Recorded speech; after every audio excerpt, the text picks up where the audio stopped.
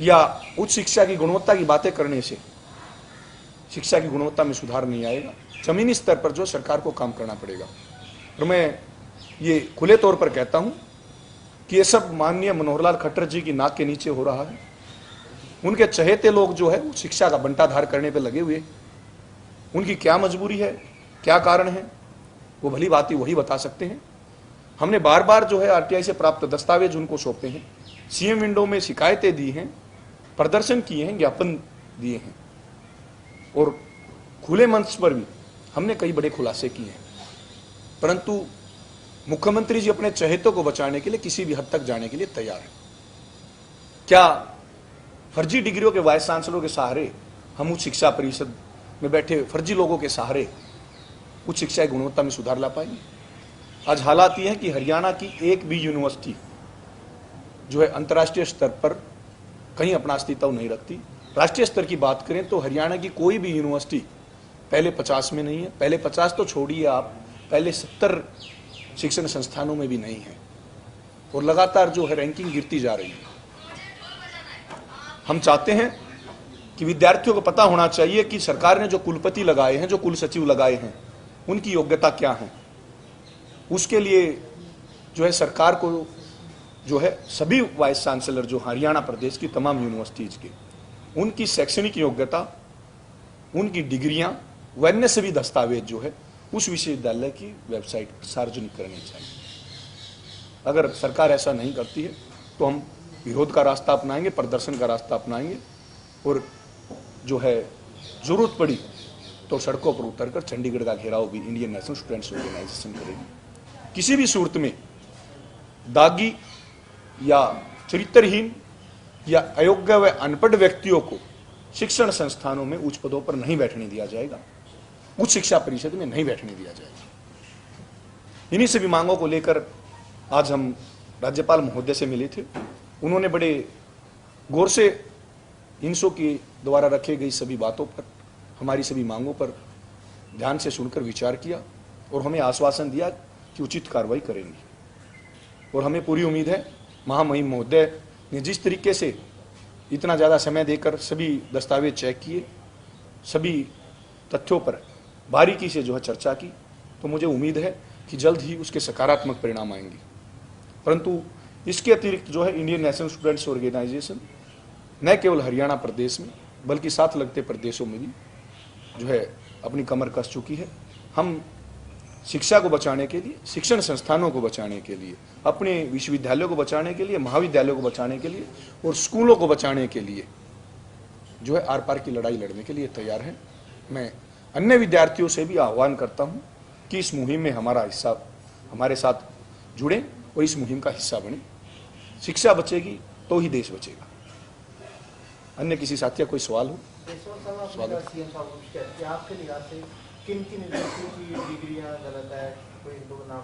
मैं दर्जनों की संख्या में ऐसे व्यक्तियों को गिनवा सकता हूं जो शिक्षा की जिम्मेवारी उनके पास है, विशेष रूप से उच्च शिक्षा की जिम्मेवारी जिनके पास है।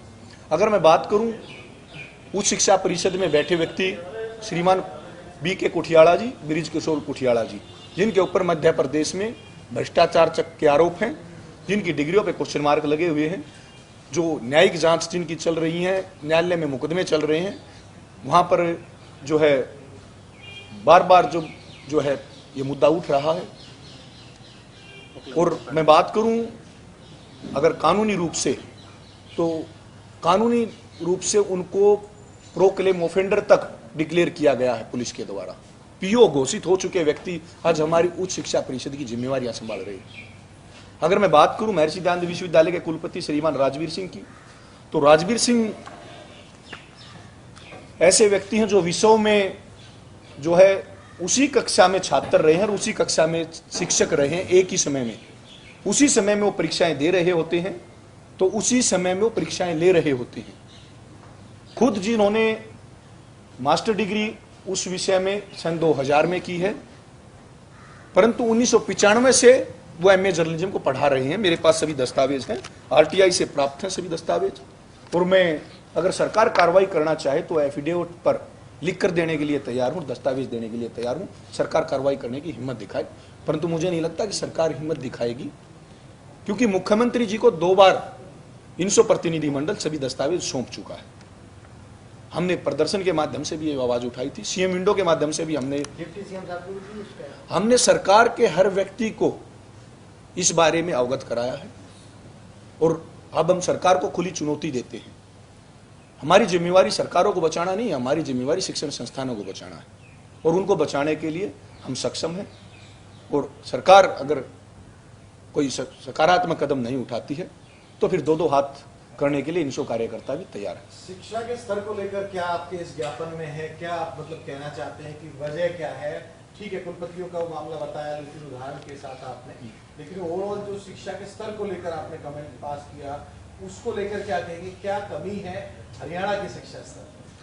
हरियाणा की यूनिवर्सिटीज की मैं बात करूं तो जिस तरीके से फर्जी डॉक्यूमेंट्स के आधार पर वाइस चांसलर लगे हुए हैं, उच्च शिक्षा परिषद में बैठे लोग जो हैं, हाँ मैं बाई नेम कर रहा हूं, राजवीर सिंह, जिनके सभी दस्तावेज फर्जी हैं, जिनकी विजिलेंस इंक्वायरियां चल रही हैं, कुछ लोग पुलिस रिकॉर्ड में पीओ डिक्लेयर हो चुके हैं, उच्च शिक्षा परिषद में बैठे हुए हैं। एक तरफ पुलिस उनको तलाश कर रही थी, दूसरी तरफ उच्च शिक्षा परिषद में बैठे थे। मैं स्कूलों की बात करूं तो काफी संख्या में जो है सरकारी जो है स्कूल बंद हो चुके हैं, शिक्षकों की कमी है। और जिस तरीके से जो ऑनलाइन दाखिला प्रणाली या ऑनलाइन तबादला प्रणाली जो सरकार ने अपनाई है, इसके नकारात्मक प्रभाव जो है शिक्षा जगत में विशेष रूप से जो है शिक्षा के सत्र को गिराने में वो साफ दिख रही है। सब ऐसे आरोप अगर एबीवीपी लगाए तो विपक्ष में चल जाएगा, आप लोग सरकार में भागीदार हो, सरकार आप लोगों की है, फिर भी आपको प्रेस कॉन्फ्रेंस करनी पड़ रही है। हमारा काम सरकारों का बचाव करना नहीं है, मैं दोबारा स्पष्ट कर देता हूं, हमारा काम किसी सरकार का बचाव करना नहीं है। तो अगर हमारी सरकार में हिस्सेदारी और भागीदारी है तो सबसे पहली ड्यूटी हमारी बनती है, क्योंकि हम छात्र राजनीति करते हैं। मैं जिस व्यक्ति को मुख्यमंत्री बचा रहे हों, उस व्यक्ति पर कार्रवाई कौन करेगा? मैं दोबारा पूछना चाहता हूं कि जिस व्यक्ति को मुख्यमंत्री बचा रहे हों, ये डिप्टी सीएम साहब ने क्या कहा? शिक्षा विभाग जो है वो दुष्यंत चौटाला जी के पास नहीं है। फिर भी हम स्पष्ट करते हैं कि सरकार का कोई भी प्रतिनिधि क्यों ना हो, कोई भी प्रतिनिधि, चाहे वो मंत्री हो, मुख्यमंत्री हो, हम विरोध करने पे आएंगे तो प्रत्येक व्यक्ति का शिक्षण संस्थानों में घुसने पर जो रास्ता रोकेंगे और फिर से उसी तरीके से जो अपनी मांगे मनवाएंगे जिस तरीके से हम विपक्ष में मनवाते आए। आपने कहा कि मुख्यमंत्री के चहेतों को नियुक्तियां दी हुई है, उनकी डिग्री फर्जी है या उनके ऊपर प्रेमता के आरोप है। बिल्कुल, मेरे पास मेरे पास ज्वाइंट डायरेक्टर का एक लेटर है, एक सरकारी कर्मचारी का एक लेटर है, जिसमें जो है आपके विश्वविद्यालय, हरियाणा प्रदेश के विश्वविद्यालयों के कुलपति महोदय का चरित्र साफ साफ झलक रहा है। किस तरीके के व्यक्ति जो है वो हमारे विश्वविद्यालयों में कुलपति के तौर पर बैठे हुए हैं।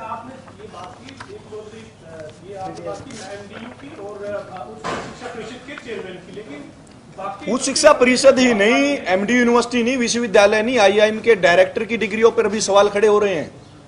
इससे जो है, इससे बड़ी शर्म की बात क्या होगी? मैंने तो सभी कहा है, हरियाणा प्रदेश के तमाम विश्वविद्यालयों के कुलपतियों के दस्तावेजों की जांच होनी चाहिए, उनकी योग्यताओं की जांच होनी चाहिए, उनका रिकॉर्ड की जांच होनी चाहिए। कोई जो है क्रिमिनल बैकग्राउंड तो नहीं है, कोई छेड़छाड़ का मुकदमा पेंडिंग तो नहीं है, कोई विजिलेंस इंक्वायरी तो पेंडिंग नहीं है। इसीलिए हमने गवर्नर महोदय से, महामहिम महोदय से मांग की है कि उनके सभी दस्तावेज उस विश्वविद्यालय की वेबसाइट पर सार्वजनिक किए जाने चाहिए, ताकि विद्यार्थियों को पता चले। उनके द्वारा एक एफिडेविट जो है दिया जाना चाहिए कुलपति और कुल सचिव के द्वारा, जो कि वेबसाइट पर अपलोड होना चाहिए, जिसमें यह स्पष्ट रूप से लिखा हो कि क्या उनके खिलाफ कोई विजिलेंस इंक्वायरी तो नहीं है, कोई छेड़छाड़ का कोई मामला तो पेंडिंग नहीं है, या कि कोई अन्य इंक्वायरी तो पेंडिंग नहीं है। एक एफिडेविट के रूप में वो यूनिवर्सिटी की वेबसाइट पर अपलोड होना चाहिए। कर रहे हैं, सड़कों पर उतरकर प्रदर्शन कर रहे हैं, ये हमारी जिम्मेवारी है और हम अपनी जिम्मेवारी को एक स्टूडेंट लीडर होने के नाते जो है शिक्षण संस्थानों में जो अयोग्य व्यक्ति बैठा रखे हैं, हम हाथ पकड़कर उनको बाहर का रास्ता भी दिखाने में सक्षम हैं।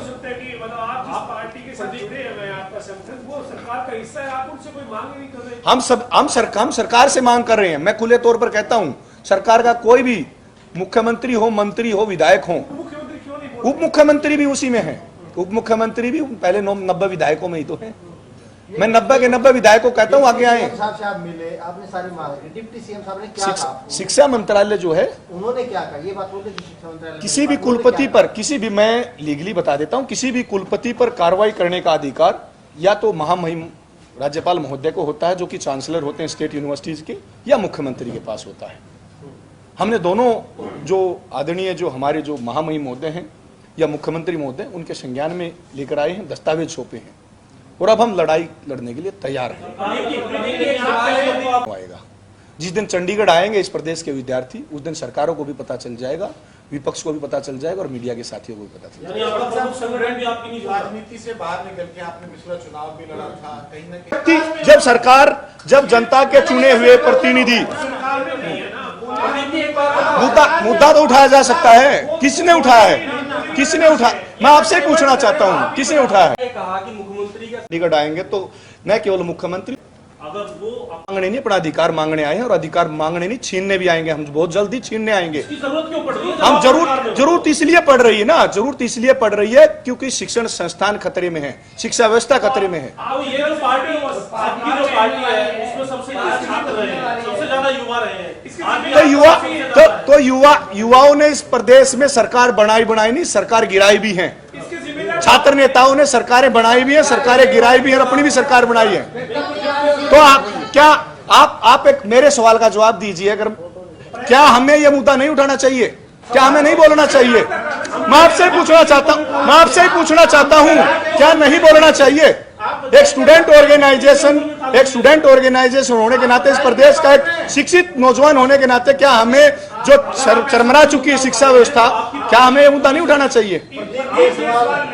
इस प्रदेश के विद्यार्थी सरकार में जो है वो विधायक हैं, इनसो नहीं है।